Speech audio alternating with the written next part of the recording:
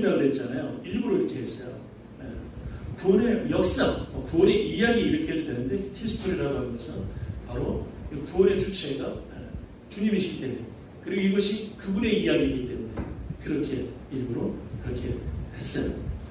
여러분, 지난주에 사람의 범죄까지 했죠. 아담과 하와가 범죄했죠. 그렇죠?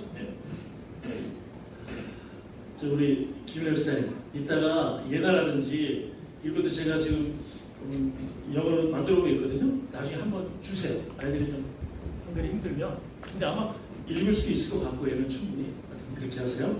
자, 사람의 범죄, 그러니까 아담과 하와의 타락이죠. 거기까지 죄에 대해서 배우게 됐죠. 자, 그런데 죄를 지으면 어떻게 되어졌어요? 하나님께서 처벌하시죠. 죄를 지었는데 놔두실 수가 없잖아요. 처벌할 수밖에 없는 거예요. 여러분, 근데 이걸 아셔야 돼요. 하나님 사랑의 하나님인데 용서해 주시면 안 되나요? 그냥 그대로 그냥 무마시켜 주시면 안 되나요? 근데 그것을 성경에서는요, 그것이 사랑이라고 이야기하지 않아요. 여러분, 굉장히 재밌는 얘기가 있죠. 사실 부모님들이 자식들을 혼내지 않고 키우는 가정도 있어요. 저는 그것을 뭐 다 나쁘다고는 할 수 없지만, 그러나 제가 보기에는 성경적이진 않아요. 매는 되지 않더라도, 사실 구약의 히브리 개념에서는 사랑하면 매를 대라고 그랬거든요. 잠언서에 보면 그 매가 아이들을 정신을 바짝 차리게 만들고 영혼을 깨워준다고 이야기했거든요. 근데 이것을 잘못 악용하는 사람들이 너무 때리잖아요. 그래서 자녀를 노엽게 하잖아요. 자녀를 노엽게 하고 분노해서 자녀를 때리고, 이거 큰 범죄거든요. 저도 사실 그런 실수를 한 적이 있어서 하나님 앞에 회개했어요. 근데 제 딸 중에 한 명이 그러더라고요. 아빠, 그때 아빠가 저렇게 이렇게 많이 잘못했을 때 때린 거 솔직히 지금 후회하고 있죠. 그래서 후회하고 있다고 그랬어요. 후회가 되더라고요. 얘가 호주여가지고 40일 동안 학교를 안 갔어. 40일 동안. 일주일도 아니고 2주도 아니고 한 달도 넘게 40일 동안 가는 날도 안 가고 40일 동안. 그래서 제가 매일 좀 됐어요. 근데 매일 효과가 있더라고. 그 다음부터 학교를 가더라고. 그런데 그걸 아직까지도 생각하고 있더라고요. 그래가지고 저한테, 아빠 솔직히 아빠 하나님 앞에 좀 죄송하지 않았어요? 죄송합니다. 내가 잘못했다. 그랬어요. 솔직히 회개했다 그랬어요. 매를 정말 필요한 매를 정말 정말 최소화시켜서 정말 참고 하나님이 그러시니까. 하나님 아무 때나 때리지 않으세요. 길이 참으시는 하나님 말씀. 그래서 그렇게 참으시다가 매를 대시고 하나님은 그런 분이신데, 저희도 그렇게 해야 되겠죠. 어쨌든 정말 진짜 사랑하면 여러분 거기에 대해서는 가르치는 교육을 시키시는 거예요. 저는 하나님이 아담과 하와를 에덴 동산 출방하신 게 하나님이 거룩한 분이라는 걸 가르치시기 위한 것, 너와 내가 창조주와 피조물이 구별됐다는 걸 가르치시기 위한 하나님의 계획 가운데 있다고 저는 생각을 해요. 실제로 하나님은 그대로 버리신 것이 아니고 구원 계획을 갖고 계셨잖아요. 이것을 잘 우리가 깨달아야 되는데, 자, 하나님은 사람이 타락한 다음에 어떻게 하셨는가? 처벌하셨다. 아담도 하와도 범죄 불순종에 대한 대가를 지불하게 하셨다는 거예요. 아담은 어떤 대가를 지불받나요? 땀 흘리고 엄청 노동을 해야 되죠. 그러죠? 가족 먹여 살려면 열심히 해야 돼요. 땅이 너무 거칠어요. 에덴 동산 같지 않아요. 그런 수고를 해야 되죠. 하와는 어떤가요? 하와는 이제 해산하는 수고를 해야 되는 것이죠.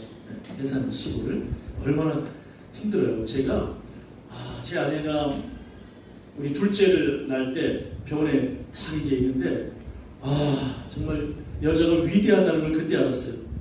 저는 군대 한 번 더 갈 수 있어요. 애를 못 낳겠더라고요. 군대 한 번 더 갈 것 같아. 여성이 정말 위대한 것이다. 애 낳는 것이 너무 위대한 것이다. 이 생각이 제가 들더라고요. 정말 힘든 거예요. 자, 뱀은 또 어떤 하나님으로부터 벌을 받아요? 뱀은 충신토록 배가 기어다니게 되고 흙을 먹고 살게 되어집니다. 근데 가장 큰 책망과 하나님의 벌은 뭐냐면 여자의 후손과 이제 원수가 되는 거예요. 이게 가장 큰 뱀의 벌입니다. 사탄의 벌입니다. 사탄. 뱀을 단순하게 지금 기어다니는 뱀이라고 생각하시면 안 돼요, 여러분. 호주의 뱀들이 굉장히 많더라고요. 근데 저는 굉장히 위험한 줄 알았는데 1년에 3,000명이 몰리는데 2명이 사망한대요. 그것도 좀 사실은 안타까운 일이지만, 근데 우리가 생각하는 것처럼 굉장히 뱀에 물려서 많이 죽고 그러는 건 아닌 것 같은데, 어쨌든 그 기어다니는 뱀이 아니고요, 사탄을 가리켜요. 마귀를 가리켜요. 마귀를. 그런데 이 마귀가 여자와 원수가 된다. 여러분, 이게 무슨 의미일까요? 여자들이 뱀을 싫어해요. 그래서 원수가 됐어. 그게 아니에요. 죄를 지은 자들은 아담도 하와도 뱀도 처벌을 받았는데, 여기서 여자의 후손과 원수가 된다는 건, 사탄이 원수가 된다는 건 뭐냐면, 사실 여기에 이미 하나님께서 구원 계획을 예언하고 계신 거예요. 구원 계획. 이게 프로토 에반게리움이라고, 이게 원시 복음이에요. 하나님이 이미 창세기 시작할 때부터 원시 복음을 이렇게 숨겨 놓으신 거예요. 그게 뭐냐면, 여자의 후손으로 태어나실 메시아 예수 그리스도께서 사단의 어떻게 하세요? 머리를 부숴버리시는 거예요. 사단의 머리를 부숴버리죠. 그리고 십자가에 죽으신 사건이 죽음으로 끝난 게 아니라 부활하심으로, 승리하심으로 사단의 머리를 그냥 깨뜨려 버리신 거예요. 죽음을 이기신 거예요. 사단의 머리인 죽음을 깨뜨려 버리신 거예요. 마귀가 예수님에게 가격을 가한 정도는 십자가에 죽게 하는 정도예요. 발꿈치를 상하게 한 거라는 그 정도예요. 왜? 주님은 부활하셨잖아요. 그렇죠? 그래서 이 원시복 예수 그리스도를 통해서 주시는 프로토 에반게리움, 이거를 지금 숨겨놓으셨다. 구원 계획을 하나님이 이미 창세기에 가지고 계셨다는 거예요. 그래서 교부들은 초창기에 초대교회에 많은 교부들, 사도들의 제자인 속사도, 그 이외에 또 교부들이 있거든요. 그 제자들, 그들은 이것은 바로 하나님이 숨겨놓으신 원시 복음이다, 이렇게 이야기를 했어요. 자, 두 번째, 아담과 하와를 위한 자비에 대해서 한번 살펴보겠어요. 거기 한번 같이 읽어볼까요? 시작. 하나님은 두 사람이 에덴 동산에서 쫓겨날 때 가죽옷을 지어 입히셨다. 창세기 3장에 나와 있거든요. 가죽옷을 지어서 입히셨어요. 여러분, 에덴 동산을 나가면 얼마나 거친 땅이고 춥고 힘들어요. 그러니까 하나님께서 그 범죄하고 하나님의 불순종했지만, 불순종했어도 당신의 자녀 아닌가요? 불쌍하잖아요. 아담과 하와가 불쌍하잖아요. 여러분의 자녀가 여러분의 큰 잘못을 해서 아예 버리십니까? 그런 부모가 있나요? 없죠. 그런 부모는 미친 부모죠. 부모 자격이 없는 거죠. 너무 마음이 괴롭고 나의 아빠에게 엄마에게 순종할 때 너무 힘들지만, 거기에 대한 대가 지불을 하게 할 때도 있지만, 그러나 그 자비와 사랑이 언제나 있잖아요, 엄마 아빠는. 그래서 모든 추위를 이기고 어려움을 이기고 살도록 가죽옷을 입혀주셨어요. 가죽. 근데 여러분 생각해 보세요. 가죽옷을 입히셨다. 동물을 죽여야 돼요. 그렇죠? 동물을 죽여야 돼요. 희생이 필요해요. 그만큼 희생하시고 옷을 입혀주는 거예요. 여기에도 복음이 담겨있죠. 예수 그리스도의 죽으심, 희생, 어린 양의 주님의 희생을 통해서 우리가 살게 되어지는 그것도 여기 담겨져 있는 거예요. 자, 세 번째, 그럼에도 불구하고 계속해서 인류는 어떻게 해요? 범죄를 해요. 이미 죄가 세상에 들어왔잖아요. 그래서 로마서에 보면 사도 바울은 이것을 어떻게 해석하냐면, 그 아담의 허리에서 난 자들이, 그 후손들이 다 죄를 범했다 이렇게 이야기를 해요. 여러분, 아담의 아들 가인은 어떻게 했어요? 아벨을, 동생을 돌로 쳐 죽였어요. 그러니까 지금 이게 죄가 계속 이어지고, 그 다음에 또 죄가 이어지고, 죄가 막 계속 만연하게 되어져서 창세기 6장에 가면 노아 시대 때 가서는 세상의 죄가 아주 가득 차게 되었다는 거예요. 그러니까 발 디딜 틈이 없을 정도로 되었다는 거예요. 죄가 얼마나 많아요. 근데 저는 지금의 우리의 상황과 노아 시대의 상황이 다르지 않을 수도 있지 않을까 하는 생각을 해보면서 살아갑니다. 자, 하나님이 그러나 길이 참으시기 때문에 지금 참으시는 것이, 우리의 죄악이, 이 세상의 죄악이 지금 노아 시대에 못지 않을 수 있을 것 같은 생각이 들어요. 그리고 이 죄가 그래서 하나님께서 노아 시대에 물로 세상을 심판하시잖아요. 예.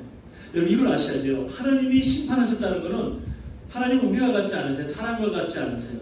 감정에 따라 분노해서 기분 나빠서 언젠가도 말씀드렸지만 그냥 그 그리스의 신화에 나오는 그 신들처럼 그냥 사람을 딱 정해놓고 여기서 여기까지 이 길이 여기에 맞춰져 있지 않으면 그냥 죽이고 또 메소포타미아 지역에 있는 여러 비인격적인 신들의 그 악함과 더러움 그런 하나님이 아니시고 하나님은 유일하게 인격적인 하나님 우리를 정말 하나님의 형상을 따라 만드셨기 때문에 존중하신 하나님 하나님이 심판하셨다는 건 뭐냐면 굉장히 참으시다가 정말 참으시다가 도저히 안 될 때 하나님이 심판하시는 거예요. 그래서 하나님이 심판하신다 그러면 그것은 하나님께서 얼마나 하나님이 참으셨는지를 보여주는 거예요.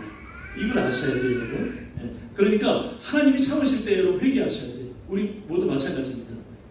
하나님께서 내가 혹시 어떤 하나님 앞에 또 가까이 다가가지 못한 어떤 부족한 가운데 있다면 혹시라도 하나님 앞에 그럴 때 빨리 회개해야 돼요.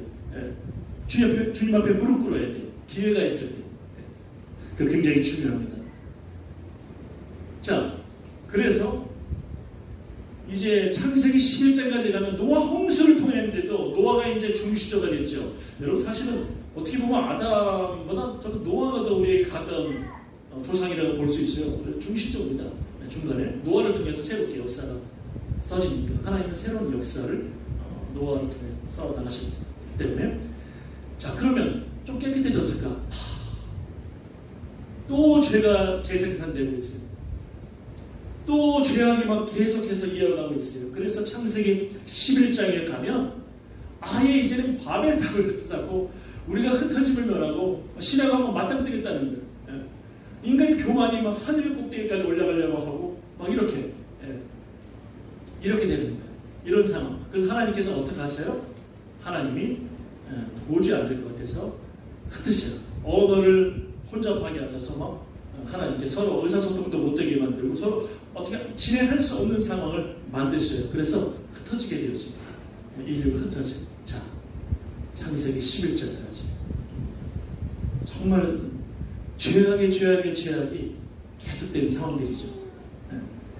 그래서 하나님이 이제 창세기 12장 가면 한 사람을 불러서 정말 하나님께서 하나님의 나라를 한번 세우시려고 하나님 또 계획을 이끌어 가십니다. 여러분 이걸 아셔야 돼요. 그러면 하나님을 늘 예상을 못하셨나? 하나님을 늘 그것도 모르시고 그냥 실패하신가? 그게 아니에요, 여러분. 전능하신 하나님이라고 배웠죠. 모든 걸 아시고 모든 능력이 있으신 하나님이라고 배웠죠. 하나님은 인류의 역사를 모든 걸 다 알고 계신 분이세요. 그런데 이 모든 것이 다 하나님의 깊이 들여다보면 하나님의 섭리 가운데 하나님이 이끌어 가시는 것이다. 그러면 우리 인간의 속은 아무것도 아니겠네요? 아니에요, 여러분. 이게 신비예요. 하나님은 모든 것을 다 아시는 분이지만 우리의 삶을 자유의지를 존중하시고 역사를 이끌어 가시고 그런데 그것마저도 하나님의 모든 섭리 안에 있다는 것을 보여주는 거예요. 자, 그런데 하나님이 창세기 12장 가서 새로운 역사의 페이지를 써 내려가시려고 합니다. 그리고 한 사람을 불러요. 그 사람이 누구예요? 아브라함이에요. 아브라함. 원래는 아브라함이었죠. 이름이 나중에 아브라함, 열국의 아버지로 바뀌는데 모든 족속의 아버지 이름으로 바뀌는데 자 아브라함을 부르셨어요. 우리 예상하기는 아브라함은 지금의 이라크 지역, 저기 우르 지역 그쪽에서 살았던 사람으로 추정이 되었죠. 하나님이 부르시고 또 하나님으로 가게 하시고 내려오게 하시는데 창세기 12장에서 아브라함을 부르셔서 하나님 역사를 이어가신다. 근데 오늘 본문이 바로 그거예요. 하나님이 뭐라고 말씀하셨어요? 오늘 말씀에도 보면 하나님께서 아브라함을 통해서 정말 모든 족속이 복을 받도록 하겠다. 너를 복의 근원으로 삼아주겠다. 하나님이 이렇게 말씀하셨어요. 자, 그런데 중요한 것이 있죠. 하나님의 나라를 아브라함을 통해서 만드시려면 뭐가 필요해요? 첫 번째는 국토가 있어야 되잖아요. 그렇죠? 그래서 하나님이 약속의 땅, 가나안 땅을 하나님께서 허락을 하신 거예요. 두 번째 뭐가 필요해요? 백성이 필요하잖아요. 국민이. 그렇죠? 그래서 하나님께서 어떻게 하세요? 그 후손들이 굉장히 많이 늘어나게 하세요. 사실 아브라함과 사라는 자녀를 낳을 수 없는 상황이었어요. 근데 하나님께서 하나님의 능력으로 사라에게 잉태케 하셨어요. 하나님의 능력이죠. 그 90세, 그 나이 많은 나이에 아기를 낳을 수 있도록 하셨어요. 하나님께서.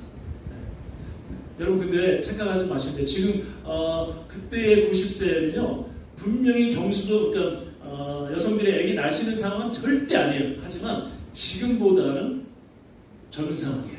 지금보다. 그러니까 하나님께서 그 상황 속에서 하나님이 임신케 하시고 이삭을 출산하도록 하셨다는 거예요.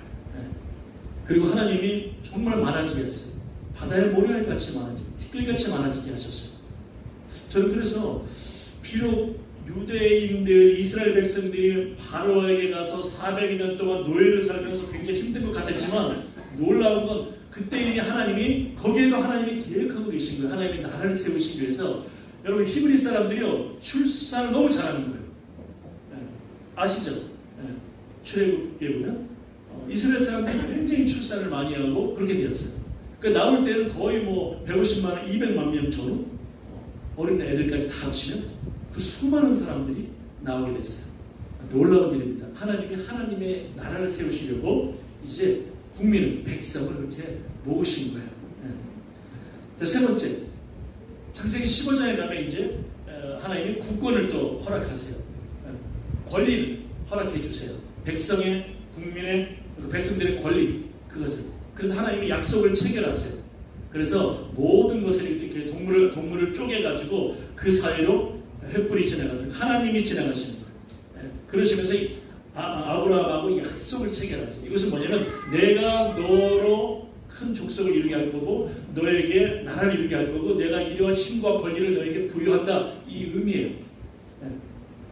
근데 그 약속은 굉장히 중요해요. 고대에는 그렇게 이런 약속을 많이 했어요. 여러분 이걸 아셔야 돼요.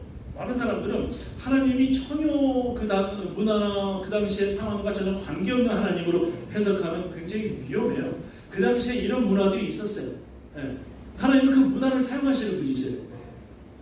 어떤 사람들은 예수님도요, 여러분, 예수님이 그 당시 입으신 옷들이 뭐예요? 굉장히 제너럴한 거죠. 그 당시 입으신 옷들이 그 당시에 사람들이 입었던 그 문화적인 그 옷을 입고 계셨던 거예요.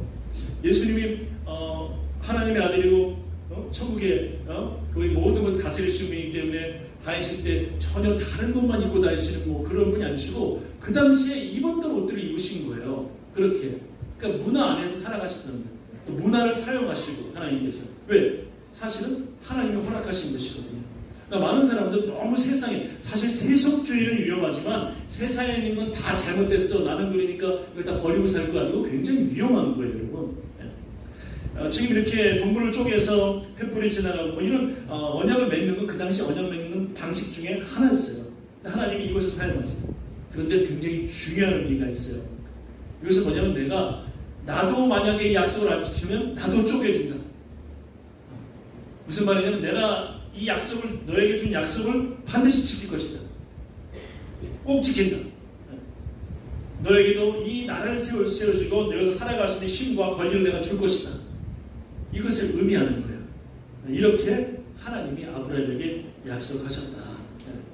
자, 그래서 이제 세 가지가 이루어지면서 다시는 언제 이 나라가 진짜 완벽할 정도로 만들어지나요?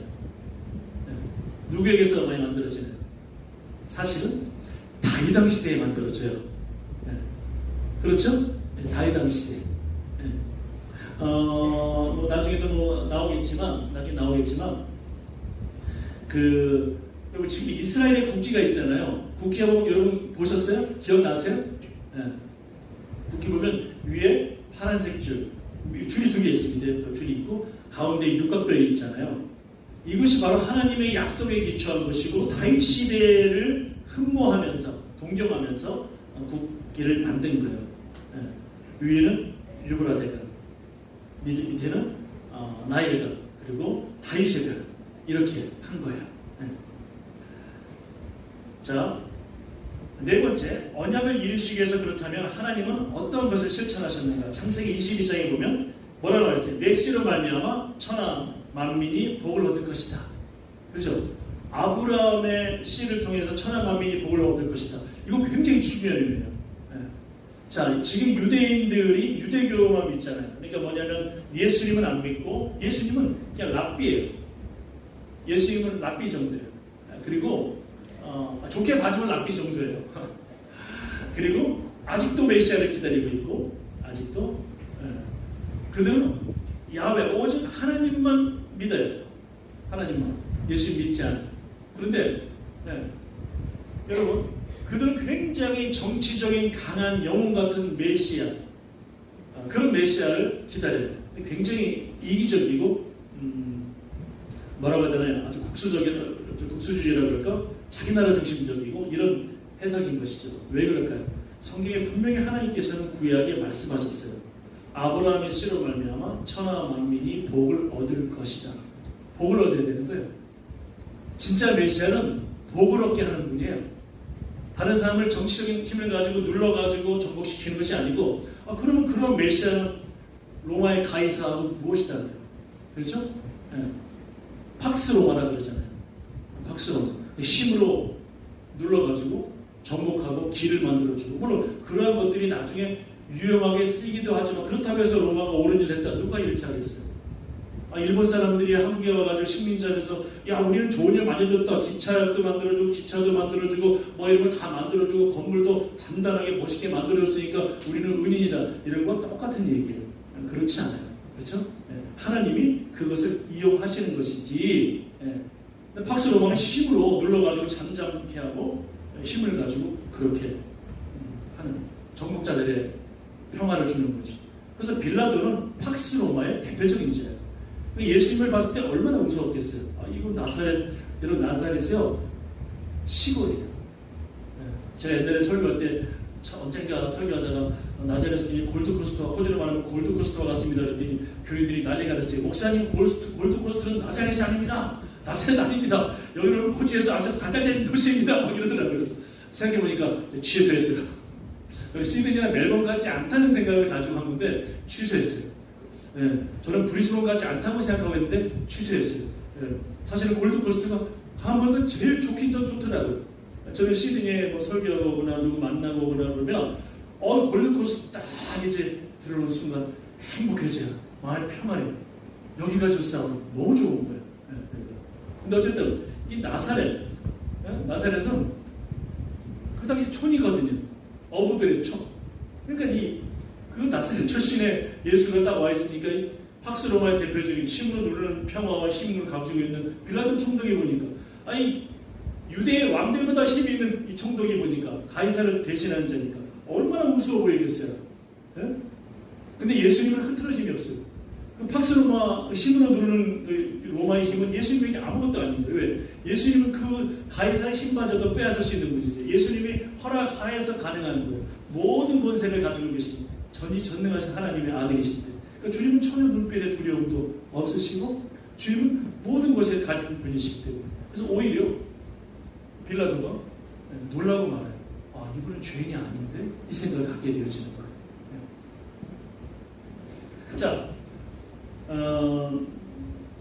어쨌든 간에 지금 천하만민이 복을 얻게 되어진다. 이 유대인들은 지금도 천하만민이 복을 주는 메시아가 아닌 거예요. 그런데 성경에는 분명히 하나님께서 말씀하셨어요. 진짜 메시아, 아브라함의 씨로 오는 그 메시아는 천하만민에게 복을 줄 것이다. 누구예요? 당연히 예수님이시죠. 온 세계 어디에서든지 예수를 진실로 믿으면 남녀노소 두 분이었고 배운 자나 뭐 좋은 배운 자나 건강한 자나 건강하지 않은 자 심지어 죄를 많이 지은 자나 덜 지은 자나 여러분 제가 말씀드리지만 죄를 안 지은 사람 없잖아요. 그래서 죄를 많이 지은 자나 적게 지은 자 이것을 이렇게 이야기해요. 어느 누구나 할지라도 예수를 진실로 믿으면 복이 되어져요. 영원한 생명을 주세요. 어떤 사람들이 요즘에 얘기할 때 자꾸 이렇게 행위구원론을 이야기해요. 또 어떤 사람들은요 율법 폐기론을 이야기해요. 둘 다 극단적인 거예요. 율법 시대가 아니기 때문에 율법 폐기 아무리 죄를 지어도 예수를 믿으면 천국 간다 이렇게 이야기하는 사람이 있는데 이거 굉장히 잘못된 거예요. 그것 때문에 베드로라든지 심지어 사도 바울 믿음으로 구원받는다는 걸 강조했던 바울조차도 굉장히 그것을 좀 문제가 있다고 말씀하셨어요. 그런데 또 한쪽에서는 행위 구원론을 이야기해요. 예수만 믿으면 어떻게 구원받냐? 행위를 바르게 하고 그래야지 구원을 받지. 행위를 바르게 해야지. 도덕적으로 좀 올바르게 살고 그래야 구원받는 것이지. 틀린 얘기는 아니지만 그게 구원의 조건에 들어오는 잘못된 복음이에요. 그건 복음 아니에요. 제가 언젠가도 말씀드렸지만 행위를 도대체 몇 점을 받아야 구원을 받는다는 거예요. 오히려 그것은 굉장히 도덕적인 걸 강조하는 것 같지만 예수님의 십자가의 은총을 아주 퇴색시켜버리는 거 많은 거예요. 여러분 분명히 말씀드리지만 예수 그리스도를 진실로 믿으면 내가 정말 겸손하게 나를 위해 십자가에 죽은 예수 그리스도 내가 죄인으로 고백하고 주님의 보혈이 아니면 나는 살 수 없는 자임을 주님이 내 대신 십자가에 죽으신 걸 진실로 믿고 주님이 나를 위해서 주님이 살아나신 걸 믿으면 여러분 영원한 생명을 얻어요. 그러면 구원받는 거예요. 다른 것이 아니에요. 종교개혁자들은 바로 그 복음을 전했고 복음은 진짜 복음은 그 복음을 전하는 거예요. 그리고 삶은 뭐예요? 예수를 진짜 믿으면 주님을 따라가고 싶어져요. 주님을 따라가지 못할 때 안타깝고 내가 괴롭고 주님 너무 죄송해요. 저 주님 닮아가고 싶어요. 기도하게 되어져요. 다시 또 일어나서 주님 보혈을 의지하고 따라가게 되어져요. 그렇게 되는 거예요. 근데 이렇게 천하만민이 아브라함의 씨로 말미암아 복을 얻으리라. 예수 그리스도세요. 그 가문 가운데 예수 그리스도. 이것은 여러분 아브라함의 피를 이어받았다는 건 아니에요. 예수님은 성령으로 잉태되셨으니까. 그런데 뭐예요? 그 가문 가운데 예수님이 다윗의 자손으로 오셨잖아요. 가문 가운데 그것을 이야기하는 거예요. 그러니까 여러분 너무나 여러분 축하할 분들이에요. 예수 믿고 구원받는 게 얼마나 큰 축복인지 몰라요. 이게 투박한 것 같고 단순한 것 같지만 정말 이게 우리에게 너무나 좋은 가장 아름답고 정말 가장 귀한 것이에요. 여러분 감사하시고 주님 앞에 예배하면 절대 어느 시대가 와도 정말 어떤 망의 환난과 어려운 때가 온다 할지라도 하나님을 예배하는 걸 포기해서 절대 안 되는 거예요. 절대로 꼭 기억하세요.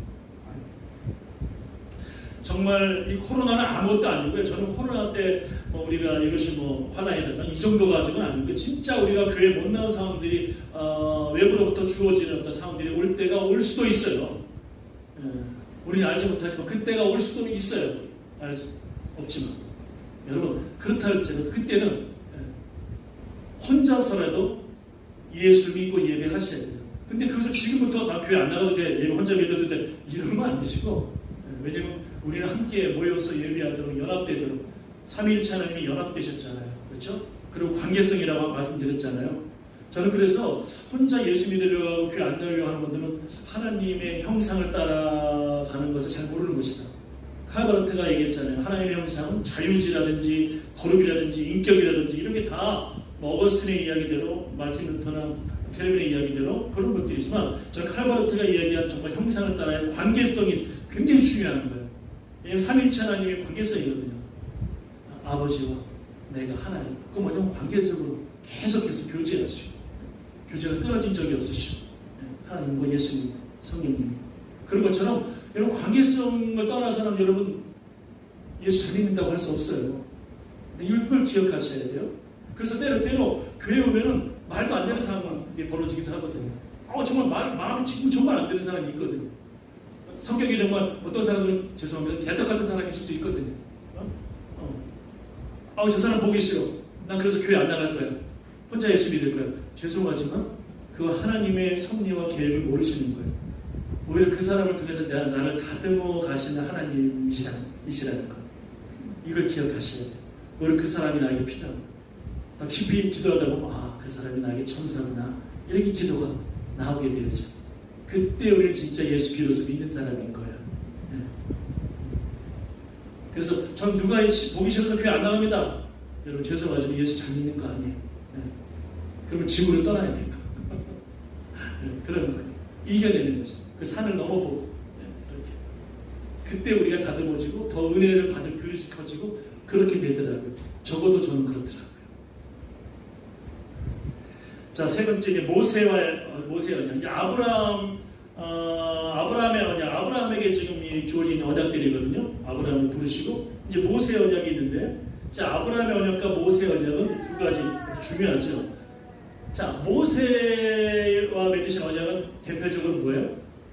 어떤 거예요? 시내산 언약이라는 나와 있죠. 여러분 여기 힌트를 많이 드리고 있을 거예요. 그렇죠? 힌트가 많이 나와 있어요. 이거 보시고 잘 따라오시면 됩니다. 잘 따라오시면 돼요. 자, 시내산 언약이에요. 그래서 두 언약은 아브라함의 언약과 시내산 언약인데, 그렇죠. 모세 언약인데, 아브라함 언약, 모세 언약. 근데 아브라함의 언약은 어떤 언약이에요? 특징이 뭐예요? 은혜의 언약이에요. 아브라함이 하나님을 믿으니 의로 여기시고, 하나님이 그에게 그냥 하나님의 은혜를 일방적으로 내가 너를 축복하리라 하나님이 말씀하신 은혜의 언약인 거예요. 여러분, 하나님이 여러분 한 사람 한 사람에게, 여러분 가운데 예수 진실로 믿는 사람들에게 주신 은혜는 아브라함과의 언약과 같아요. 은혜의 언약이에요. 하나님이 내가 너를 축복할 것이다. 내가 너에게 영원한 생명을 줄 것이다. 예수 그리스도를 통해서 내가 너에게 풍성한 은혜를 줄 것이다. 영원한 생명, 천국을 줄 것이고. 은혜의 언약.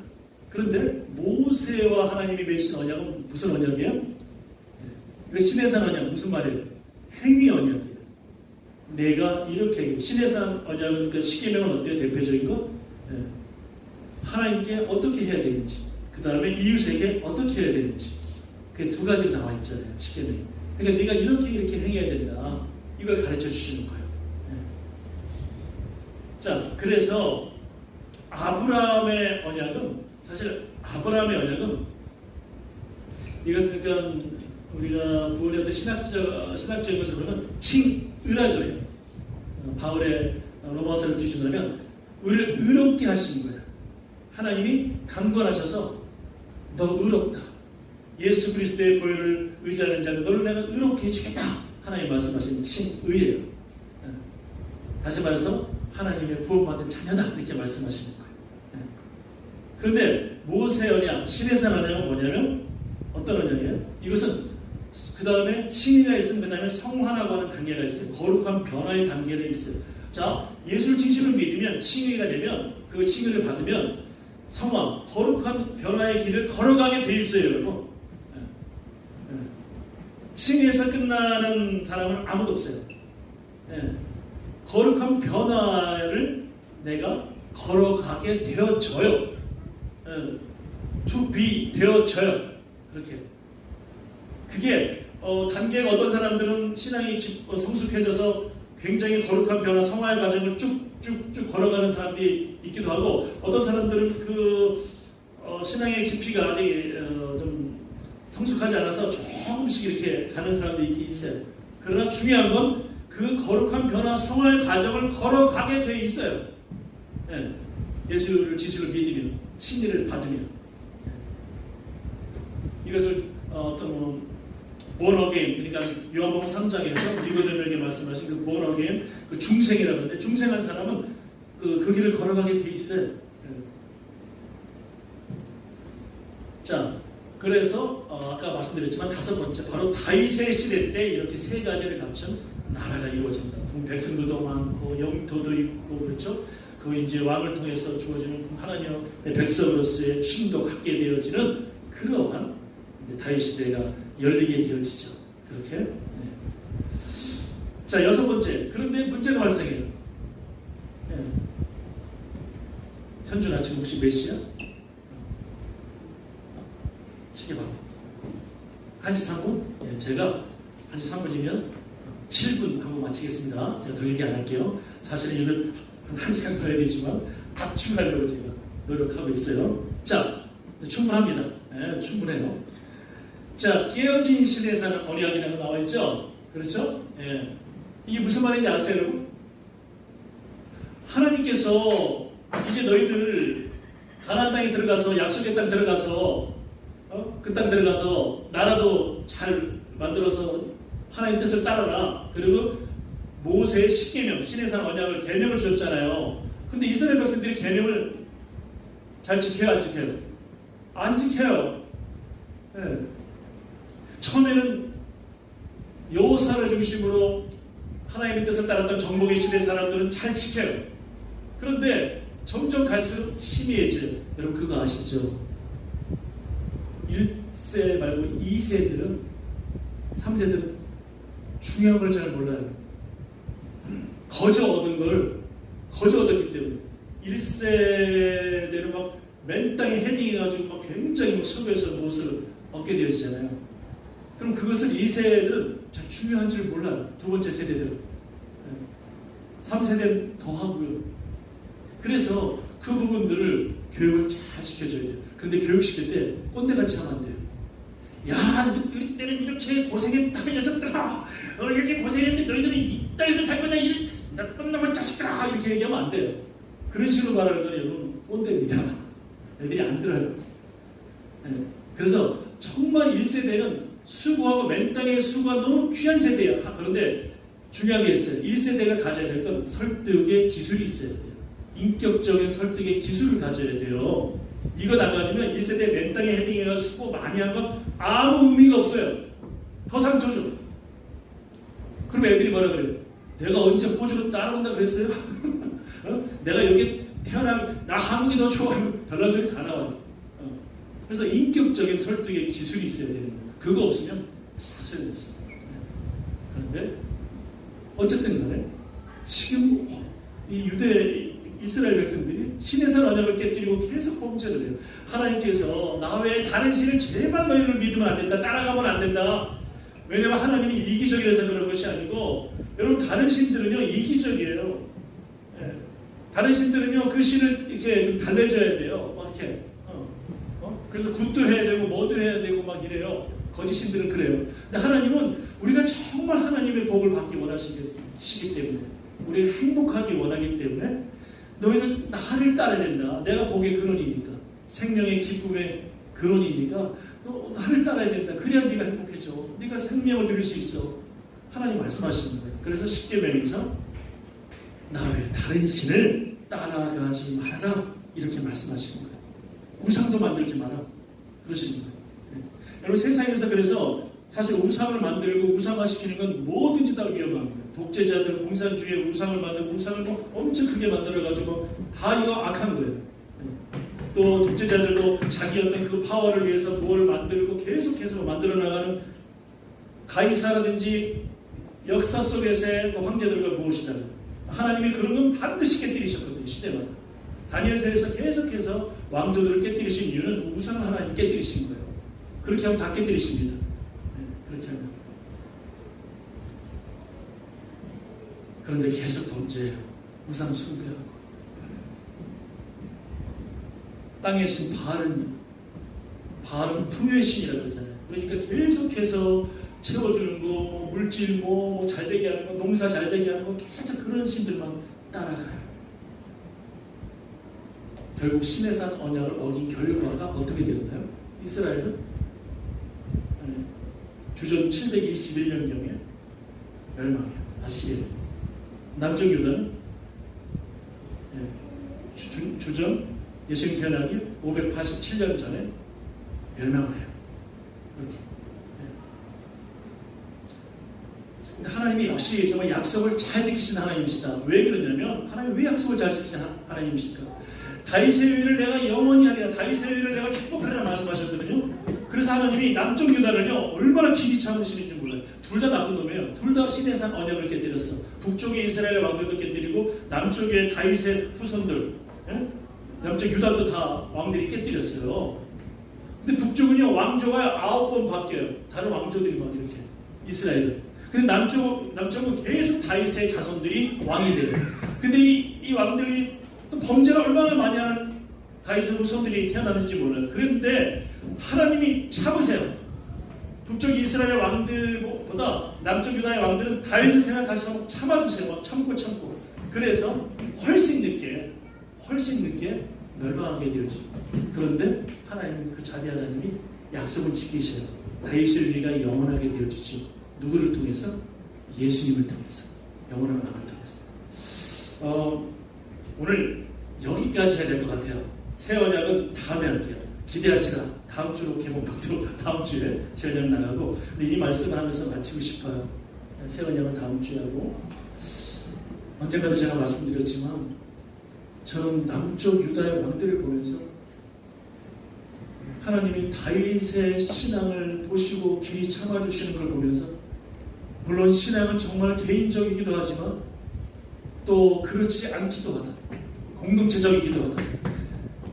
다윗을 생각하시사 참아준 하나님의 자비가 굉장히 컸거든요. 회개할 기회를 엄청난 세월을 더 주신 것이거든요. 그래서 저는 여러분 엄마 아빠들이 자녀들을 위해, 자손들을 위해서 기도하는 건 굉장히 중요하다. 여러분 가운데 혹시라도 아직 자녀들이 주님 앞으로 돌아오지 않은 자녀가 있다 할지라도 염려하지 마시고 끝까지 기도하세요. 끝까지. 정말 하나님이 자비하시는 그거 여러분 끝까지 기도하시면, 그러면 저는 하나님께서 우리의 기도를 불쌍히 여겨 주실 것이다. 하나님 그러한 분이시다. 분명히 하나님 성경에는 분명히 신앙이 개인적인 신앙이 나오지만 공동체적인 게 굉장히 많이 나오거든요. 저는 그 하나님의 그 자비를 저는 정말 기대하고 싶고 기대하고 싶고, 그리고 모니카의 기도로 어거스틴이 변화된 것처럼 기도하는 자녀는 망하지 않는다고 말했던 암브로시우스 감독의 그 이야기를 그 마음에 믿고 받아들이고 하나님의 말씀을 믿고 기도했던 그 모니카의 기도가 위대한 그 탕자, 가장 악했던 아들이 기독교 역사상 가장 위대한 인물 중에 한 사람으로 되어지는 역사가 일어났던, 이것이 우연이 아니고 하나님의 주목하고 계신 사건이라고 저는 믿습니다.